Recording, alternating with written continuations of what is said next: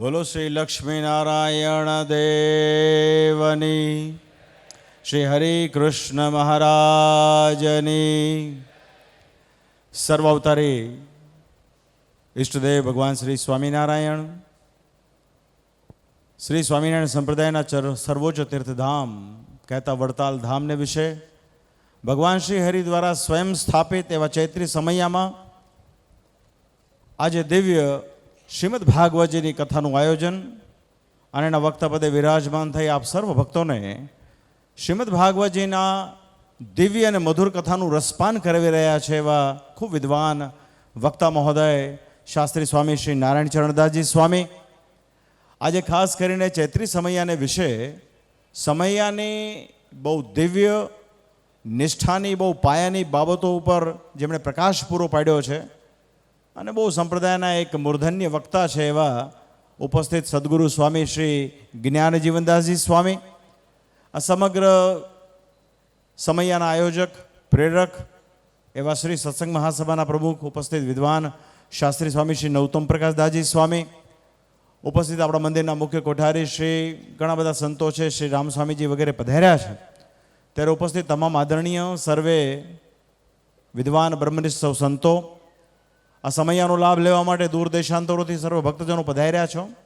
ત્યારે ઉપસ્થિત તમામ ભાવિક ભક્તજનો, આપ સર્વને આજે ચૈત્ર સુદ પૂર્ણિમાના પૂર્વ સંધ્યાએ અમારા હૃદયના ભાવથી જય સ્વામિનારાયણ. ખરેખર મહારાજની જે મરજી હોય, ઈચ્છા હોય તે મુજબ બધું થતું હોય છે. મહારાજ એવું કહે કે નારાયણને ગમે એમ સત્સંગનું મૂળ જામે છે, એની મરજી વગર કાંઈ થાય નહીં. માટે વાલા ભક્તજનો, આજનો જે ચૈત્ર સમયો આપણે જે માણી રહ્યા છીએ, અમને એવું લાગે છે કે દેરામાં વિરાજમાન આપણા પ્રગટ પ્રમાણ ઈષ્ટદેવ હરિ કૃષ્ણ મહારાજની ઈચ્છા વડે કરીને થાય છે. છેલ્લા ઘણા બધા વર્ષોથી આપણે બધા ચૈત્ર સમયો માણી રહ્યા છીએ, પણ આ વખતે એવું કહેવું પડે કેમ કે આ તો બધો વર્ષ, બધો દ્વિસદા દિવ્ય સત્સંગ આજે વડતાલ ધામના આંગણે આજે ઉજવાઈ રહ્યો છે. સ્વામીજીએ કથાની વિશે બે ચાર વાતો પર બહુ ભાર મૂક્યો છે. એક તો નિષ્ઠા ઉપર, નિશ્ચય ઉપર, આશરા ઉપર. એમાં જે ભગવાન સ્વામિનારાયણનો જે નિશ્ચય થઈ ગયો, એક વખત જીવને ભગવાનની ઓળખ થઈ ગઈ પછી એને કોઈ વિઘ્ન નથી. શ્રીજી મહારાજ કે પોતાના આશ્રિતો માટે કે અમારા ભક્તોએ ભગવાનનો નિશ્ચય કરવો તો કેવળ ને કેવળ કલ્યાણના અર્થે કરવો. કોઈ વસ્તુ પદાર્થની આશા કે અપેક્ષાથી સત્સંગ કરવો નહીં.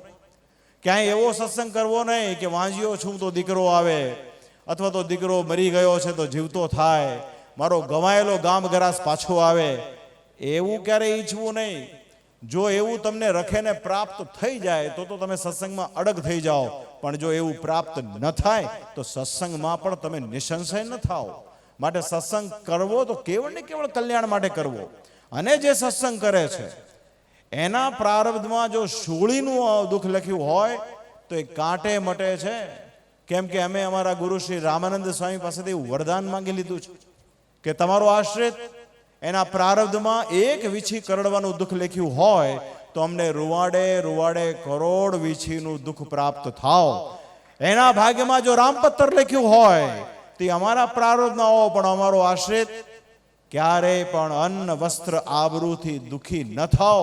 એમ વાલા ભક્તો જે સત્સંગ કરે છે ને એ વ્યવહારે ક્યારે દુર્બળ થતો નથી. અને મોટી વાત જે સ્વામીજી કથામાં બહુ આપણને અલગ અલગ અલગ અલગ દ્રષ્ટાંતો સાથે આપણે કહી સંભળાયું છે. ઘણા બધા ભક્તોને એમણે દ્રષ્ટાંતો આપ્યા છે કે જીવનમાં ગમેલું ઉપાધિ આવી હોય, ગમેલું દુઃખ હોય, અરે હિમાલય જેવું દુઃખ આવી પડે તો પણ એનાથી રક્ષા કરનારો મારો મહારાજ સિવાય કોઈ બીજો છે નહીં, એવું જે દ્રઢપણે માને ને એવા ભક્તને કોઈ વિઘ્ન નથી. મહારાજ કહે સત્સંગ કર્યા પછી વ્યવહારે તો દુઃખી ન થાય, પણ તેમ છતાંય જો વસ્તુ પદાર્થની આશા રાખે ને તો પણ એનો નિશ્ચય અડગ થાય નહીં. તો નિશ્ચય અડગ ત્યારે જ થાય કે જ્યારે કેવળ ને કેવળ મારા ઈષ્ટદેવ ભગવાન રાજી થાય અને કેવળ નિષ્કામ ભાવથી જે સત્સંગ કરે. આ મૂળ વાત છે. સ્વાભાવિક છે કે આપણે લૌકિક જગતમાં હોઈએ, નાની મોટી આશા અપેક્ષાઓ હોય. આ સત્સંગ તો કલ્પવૃક્ષ જેવો છે, જે નિષ્કામ ભાવથી નિર્દોષ બુદ્ધિથી જે ભગવાનનો સત્સંગ કરે છે ને, એને બધી જ વસ્તુઓ ઇદમ પ્રાપ્ત થાય છે. એવો આ સત્સંગનો પ્રતાપ છે. છેલ્લા 23-24 વર્ષથી અમે પણ જોઈ રહ્યા છીએ. વણ માંગે વગર કીધે કેવળ ઈમાનદારીને નિષ્ઠાપૂર્વક સત્સંગમાં જો વર્તીએ ને, તો શ્રીજી મહારાજ કે સંસારની સંપત્તિઓ તો દાસીની પેઠે આવીને ઊભી રહે. તો વાલા ભક્તો, આ બહુ મોટી વાત છે. તો સમયમાંથી આ વાત લઈને જજો.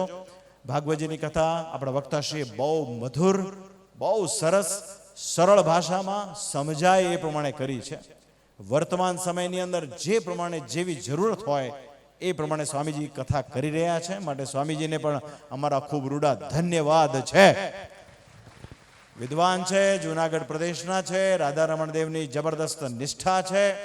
એની સાથોસાથ સંત થયા, વિદ્યા અભ્યાસ કર્યો એટલાથી પૂરતું નથી, પણ પ્રકૃતિની વિશેનો પ્રેમ, જ્યોતિષ વિદ્યાનો પણ આગ્રહ, અને વર્તમાન સમયની અંદર નવયુવાનોને કઈ રીતે સત્સંગમાં વિશેષ એને પ્રીતિ થાય એવો એ પ્રયાસ કરતા હોય છે. માટે એમના અભિગમને અમે ખરેખર આજે બહુ હૃદયથી બિરદાવીએ છીએ. વખતો વખત એમની કથાઓ થતી રહે. શૈક્ષણિક સંસ્થા ચલાવે છે, પણ આમાં 2 દિવસ પહેલા હરિઓમ સ્વામીએ કહ્યું હતું કે તમારી પોથી ક્યારે બંધ કરશો નહીં. શૈક્ષણિક સંસ્થાઓ બાય પ્રોડક્ટ છે શાસ્ત્રી. મૂળ વાત આપણી સ્વામિનારાયણ સંપ્રદાય, એનો સિદ્ધાંત, એનું પ્રવર્તન, એની કથા વાર્તા છે. એ કરો એટલે બાકી બધું તો ઓટોમેટિક પ્રાપ્ત થાય. તો આજે બહુ રાજીપો દર્શાવીએ છીએ. બહુ મોટી સંખ્યામાં આજે આપ સૌ ભેગા થયા છો. સામાન્ય રીતે ચૈત્ર સમયો થોડોક આમ હળવો હોય, પણ આજે તો મંડપ જે પ્રમાણે ભરી દીધો છે, જેટલા મંડપમાં બેઠા છે એટલા મંડપની બહાર બેઠા છે. અને આ બધું આપણા સ્વામી નૌતમ સ્વામી અને બધાનો પ્રયાસ, આપણું ટેમ્પલ બોર્ડ હોય, આપણા કોઠારી, ચેરમેન, એવરીબડી, આ બધાનો સામૂહિક પ્રયાસ છે. જ્યારે પ્રયાસ એક દિશામાં થાય ત્યારે શું થાય ખબર? ત્યારે ઓલો જે છે ને, મહારાજે કીધું ને કે એટલા 16-20 કોસનો પ્રવાહ થાય.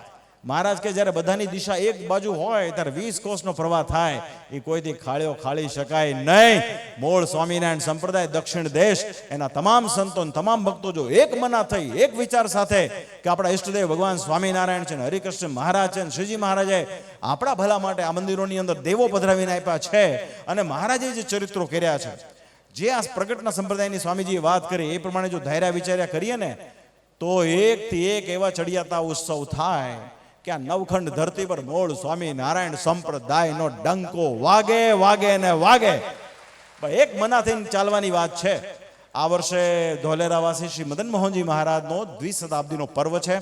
બહુ મોટા પાયે એની ઉજવણી થશે.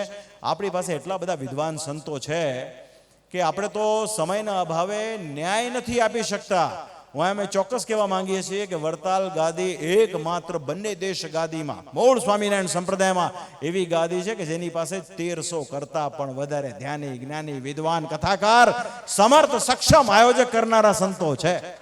તો એ બધો લાભ આપણને આવનારા સમયમાં મળશે.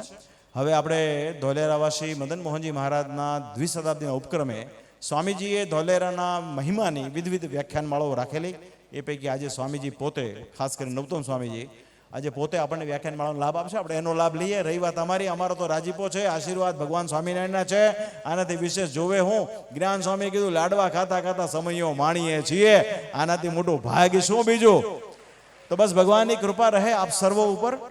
માતા પિતાની સેવા કરો. ઈશ્વરે કંઈક ધન આપ્યું હોય તો આવા સત્સંગના સારા કાર્યોમાં એનો ઉપયોગ કરો. રોગી મનુષ્યની સેવા કરો. કોઈનું અણહકનું લો નહીં, કોઈ તરફ કુદ્રષ્ટિ કરો નહીં. જેનું જે ઠેરવેલું હોય એ એને આપી દો. સત્યના માર્ગે ચાલો. આટલું કરો. આમાં બહુ રોકેટ સાયન્સ છે નહીં. આટલું કરો. સ્વધર્મમાં રહીને સત્સંગ કરો, ભક્તિ કરો. નિશ્ચય દેહ ગમે તેમ પડો, પણ શ્રી હરિનું વચન એ જીવને મહારાજ એના ધામમાં તેડી જાય. આ વાત મૂળ છે. બાકી બધું તો ઠીક છે. બાકી બધું જાહો જલાલી, એ તો બધું બીજું બધું તમે પંચ વિષયના દેશો જુઓ ને, તેમાં બધું બહુ જોવા મળે. એનાથી કઈ નથી. આ સત્સંગ તત્વો ઉપર ટકેલો છે. આ સનાતન હિન્દુ ધર્મના ભાગરૂપનો સ્વામિનારાયણ સંપ્રદાય છે, જ્યાં તત્વે સહિત પરમેશ્વરની ઉપાસના કરવાનું મુખ્ય બાબત છે. આપણે કાશી વિશ્વનાથનું મંદિર ભલે ગમે એવું સાંકડું હોય, પણ પરમેશ્વરને આ તત્વે સહિત વિરાજમાન છે. આપણા 4 ધામ હોય કે 12 જ્યોતિર્લિંગો હોય કે આપણા જેટલા પણ પરંપરા પ્રમાણેના જે સ્થાનો હોય એ બધા જ સ્થાનોમાં ભગવાન તત્વે સહિત વિરાજમાન હોય. બુદ્ધિશાળી જીવ હોય ને એ ભગવાનની ઉપાસના કરે, એ પરમેશ્વરના ચરિત્રનું ચિંતન કરે ને પરમેશ્વરની ભક્તિ કરે. આ એક મૂળ વાત હોય છે જે વારે વારે સંતો અને અમે આપ સૌની સમક્ષ કહેતા હોઈએ છીએ. ભજો તો ભગવાનને ભજો, સારી રીતે ભજો, સાચી રીતે ભજો, યોગ્ય રીતે ભજો. આમાં ભભાગ્યાની જેમ સેવા કે ભક્તિ કરવાની જરૂર નથી. આપણને જે મળ્યું છે એમાં રાજી રહેવું. આ હોળ વલ્લા હોના જેવો સત્સંગ આપણને પ્રાપ્ત થયો છે, માટે મહેરબાની કરીને કાંઈ પણ ડાપણ લાવ્યા વગર શ્રી હરિની જે આજ્ઞા હોય ને એ પ્રમાણે રહેવું. એ શું ત્યાગી કે શું ગ્રહી કે શું બાઈ કે શું ભાઈ કે શું આચાર્ય, તમામે ભગવાન સ્વામિનારાયણની આજ્ઞા પ્રમાણે રહેવું. 19-20 જે કરે છે ને એને સ્વામિનારાયણનો કોઈ નિશ્ચય નથી, એને સ્વામિનારાયણની કોઈ નિષ્ઠા પણ નથી. જેને તમે સર્વોપરી કહો છો, અનંત કોટી બ્રહ્માંડના આધાર કહો છો, જેના રૂવાડે કરોડો બ્રહ્માંડો ફરે એવી વાત કરો છો, એવા ભગવાને આપણા ભલા માટે જે શ્રી શિક્ષાપત્રી લખી હોય એમાં 19-20 જો આપણે કરીએ તો સમજવાનું કે આપણે સ્વામિનારાયણને સર્વોપરી માનતા નથી. કહેવા ખાતર કહીએ છીએ, કેમ કે સ્વામિનારાયણના કરેલા કામમાં પણ આપણે જો દખલ કરતા હોઈએ તો એટલા પૂરતી સમજવાની વાત છે. જીવની બુદ્ધિ બહુ હોતી નથી, માટે બહુ ભલા થઈ ડાપણ ડોળ્યા વગર ભગવાનની ભક્તિ કરશો એ મારી છેલ્લી ભલામણ. વડતાલિયારી હરિકૃષ્ણ મહારાજ, શ્રી લક્ષ્મીનારાયણ દેવ, શ્રી ગોપીનાથજી મહારાજ, શ્રી મદન મોહનજી મહારાજ, શ્રી રાધારમણ દેવ, શ્રી કષ્ટભંજન દેવ આદિ દેવોની કૃપા આપ સર્વ પર સદાયને માટે ઉતરતી રહો એવી પ્રાર્થના સાથે મારા ભાવથી જય સ્વામિનારાયણ.